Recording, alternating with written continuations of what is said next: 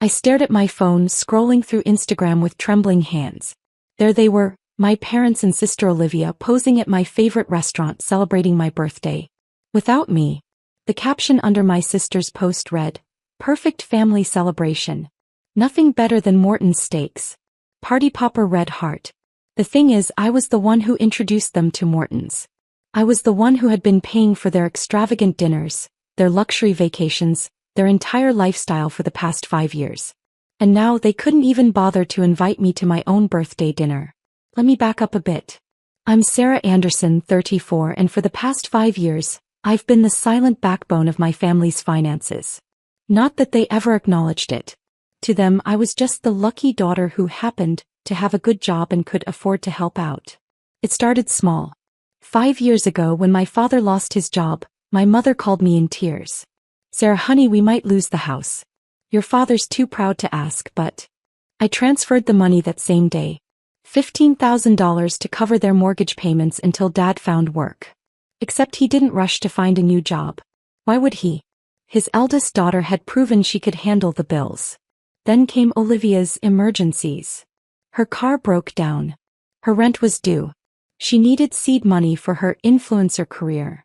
Each time I opened my wallet, each time they treated it as their due. "Family helps family," Mom would say while planning another vacation with my money. "You're so blessed to be able to give back," Olivia would gush, while posting photos of the designer bags I'd funded.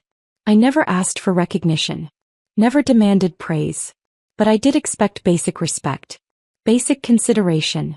The money itself wasn't the issue.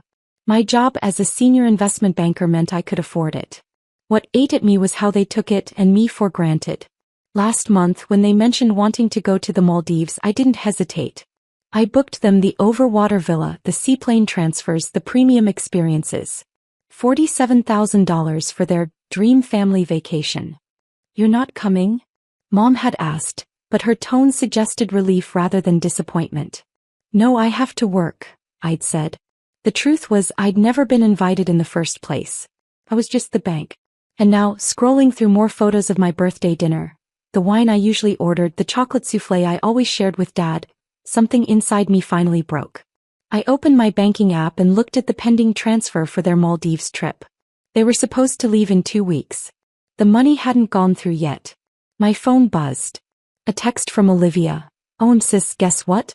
Mom and Dad are taking me shopping tomorrow to get new clothes for the Maldives. Can't wait. You're the best. Red heart." No mention of my birthday. No acknowledgement that they'd celebrated without me. Just another demand disguised as gratitude. I clicked on her Instagram story. There they were, laughing at Morton's, my father raising a toast with the expensive wine I'd taught him about. "To family," the caption read. "To family." My fingers hovered over the banking app. One click and I could cancel the transfer. One click and their dream vacation would vanish like they'd made me vanish from my own birthday celebration. But could I do it? After 5 years of being the perfect daughter, the reliable ATM, the invisible support system, could I finally stand up for myself? Another photo popped up on my feed. Olivia showing off the Gucci bag I'd bought her last month. "When you're blessed with the most amazing family." Folded hands sparkles. The most amazing family. I thought about all the times I'd eaten lunch alone at my desk to save money for their expenses. The vacations I'd skipped because I was funding theirs. The dreams I'd put on hold to fuel their lifestyle. My phone buzzed again. A message from Mom. "Honey, don't forget to transfer the final payment for the Maldives. Olivia needs to buy some things for the trip. Maybe another $5,000? Love you." Face blowing a kiss. No, happy birthday. No invitation to dinner. Just another request for money. I opened my laptop and pulled up the records of everything I'd paid for over the past 5 years. The numbers made me dizzy. Asterisk family vacations, $167,000. Asterisk Olivia's emergencies, $89,000. Asterisk parents' mortgage payments, $156,000. Asterisk luxury dinners and shopping, $94,000. Total, over $500,000. And what had I gotten in return? Exclusion from my own birthday dinner.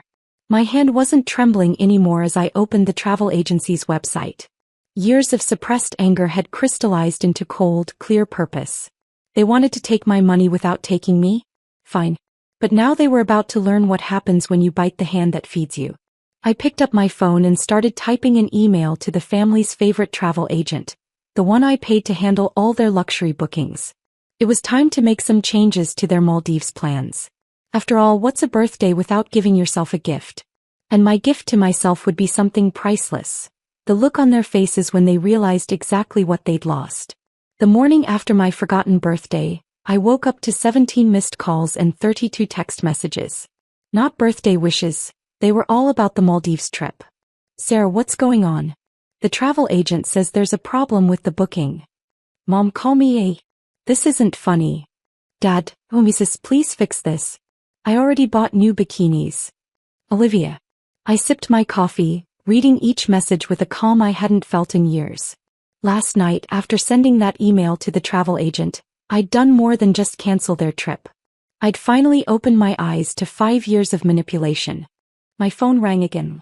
This time I answered. Sarah. Thank goodness. Linda from Paradise Travel says our trip is cancelled. There must be some mistake with the payment. No mistake, I said quietly. I cancelled it. Silence. Then, you what? I cancelled the trip, Mom. All of it. The villa, the flights, the experiences. Everything. But why would you do that? Her voice rose in pitch. We're leaving in 2 weeks. Olivia already bought new clothes. Your father told everyone at his golf club. Did you enjoy Morton's last night? I asked instead of responding. The wine there is excellent, isn't it? Especially that vintage Bordeaux Dad loves. The one I introduced him to. Another silence, longer this time. Sarah. She started, but I cut her off. Don't bother explaining. I saw the photos. All of them. My birthday dinner looked lovely, shame I wasn't invited. Oh honey, we didn't think. I mean, you're always so busy with work. Busy earning the money you spend, I finished for her. Busy funding the lifestyle you love. Busy being the ATM you take for granted. That's not fair, she protested. We're family. We appreciate everything you do. Everything I do? I laughed, but there was no humor in it. Let's talk about everything I do, Mom. Let's talk about the $500,000 I've given this family over the past 5 years. Half million, she stammered. I have spreadsheets, I said coldly. Every vacation. Every shopping spree. Every mortgage payment. Would you like me to email them to you? We can go through them together. Maybe over dinner at Morton's. The doorbell rang right on schedule. Hold on, Mom. Someone's at my door. I opened it to find a courier with an envelope. Inside were printouts of every transaction I'd made for my family over the past 5 years, along with screenshots of social media posts showing how they'd spent my money. I'd stayed up late preparing this. Actually, Mom, check your email. I just sent you something interesting. I heard the ping of her phone, followed by a sharp intake of breath as she opened the attachment. Sarah, what is this? That's your debt to me, Mom. Every penny I've spent keeping this family in luxury. Plus screenshots of Olivia's Instagram posts bragging about her blessed life. Oh, and photos from my birthday dinner that I wasn't invited to. But that's different. That was just a small family dinner. Small family dinner? I repeated. At the restaurant I introduced you to, drinking the wine I taught Dad about. On my birthday. My father's voice came on the line. She'd put me on speaker. Now listen here, Sarah. You're being childish. So we had dinner without you. You're always too busy for family anyway. Too busy working to pay your bills, I corrected him. How's the job search going, Dad? Oh wait, you stopped looking once I started paying the mortgage, didn't you? That's not. And Olivia, I continued, knowing she was listening too. How's the influencer career? The one I've been funding? Those designer bags make great props for your posts about being self-made, don't they? You're just jealous. Olivia burst out. Jealous that I'm building something while you just work your boring bank job. My boring bank job that paid for your entire life? I smiled, though they couldn't see it. Well, consider this my resignation as family financier. What does that mean? Mom asked, her voice shaking. It means no more trips. No more shopping sprees. No more mortgage payments. No more bailouts when Olivia's credit cards are maxed out. You can't do this. Olivia screeched. I have followers. I have a brand. A brand built on my credit cards, I reminded her. Speaking of which, check your Amex, Olivia. All those supplementary cards I gave you? They're cancelled too. I heard her frantically typing, then a wail of despair. Pi cards. They're not working. None of them will, I said calmly. I've cancelled everything. The cards, the automatic payments, the transfers. You're on your own. But what about the house? Mom whispered. Your mortgage payment is due next week, isn't it? Better start calling realtors. Or maybe Dad could actually look for a job. Sarah, please. Mom's voice turned soothing, her manipulation voice. We're family. We need you. No, Mom. You need my money. There's a difference. I took a deep breath. You know what I needed? I needed my family to remember my birthday. To include me in celebrations. To value me as a daughter and sister, not as a bank account. We do value you. Dad protested. Really? When was the last time you asked about my life? My dreams? When was the last time you invited me to dinner just to spend time with me, not to ask for money? Silence. That's what I thought. I opened my laptop where I'd queued up one final email. Check your inbox again. I heard the notifications ping. What is this? Mom's voice was trembling. That's a complete record of everything I've paid for, sent to Dad's entire golf club. And Olivia, I've forwarded all your credit card statements to your followers. Let's see how they feel about your self-made success now. You wouldn't. Olivia gasped. My finger hovered over the send button. Try me. Sarah, honey, Mom tried again. We can talk about this. We can work something out. Like you worked out my birthday dinner? I asked sweetly. The one you posted all over social media? We'll make it up to you. Dad jumped in. We'll have another dinner, a better one. No thanks. I've already made my own birthday plans. I glanced at my real gift to myself. Tickets for a solo trip to Greece. And don't worry about the Maldives villa. I've booked it for myself. After all, I paid for it. But what about us? Olivia whimpered. What about you? You're all adults. Figure it out. I looked at the email again, my finger still on the mouse. Unless you'd like me to share with the world exactly how you've been living? The panic in their voices was almost comical. They spent the next hour begging, pleading, threatening, and finally negotiating. I listened to it all with a detachment that surprised me. Finally, we reached an agreement. I wouldn't expose their financial dependence on me publicly, but in return, they had to post honest apologies on social media for missing my birthday. They had to admit to their friends that they couldn't afford the Maldives trip. And most importantly, they had to stop pretending their lifestyle was anything other than what it was, funded by the daughter they'd taken for granted. One more thing, I added before hanging up. Next year, don't bother with birthday dinner plans. I won't be available. Where will you be? Mom asked quietly. Living my life. Spending my money on myself. Being the daughter you never appreciated and the sister you never supported. I smiled. But hey, at least you've got each other, right? That's what family's all about. I hung up before they could respond. Over the next few weeks, I watched as reality hit them hard. Olivia had to admit to her followers that she wasn't actually a successful influencer. Dad had to tell his golf club friends he couldn't afford the membership anymore. Mom had to cancel her weekly spa appointments.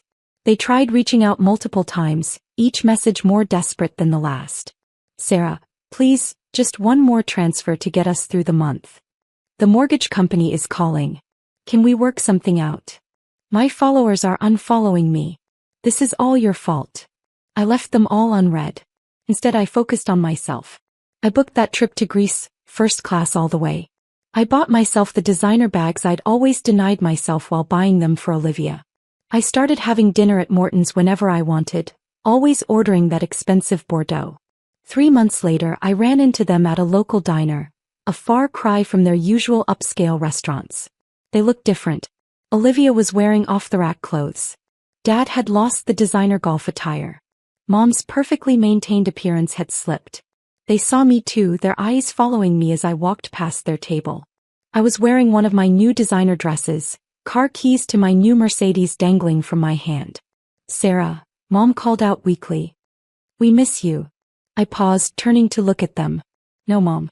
You miss my money. That's not true, Olivia protested, but her eyes were fixed on my Gucci bag, the same model I'd bought her last year. Really? I raised an eyebrow. Then you won't mind that I'm taking that Maldives trip next week. The one you were so excited about. The villa is gorgeous. I'll make sure to post lots of photos. I walked out, leaving them with their cheap coffee and bitter regrets. As I drove away in my new car, I felt nothing but peace. Sometimes the best birthday gift you can give yourself is freedom. Freedom from manipulation, from guilt, from the weight of carrying people who never appreciated the lift. My phone buzzed. A notification from the travel agent confirming my Maldives itinerary. I smiled, thinking about the overwater villa that would now be my sanctuary instead of their stage for social media posts. Sometimes losing a family that only valued you for your money isn't really a loss at all. It's an investment in yourself, the best investment I've ever made.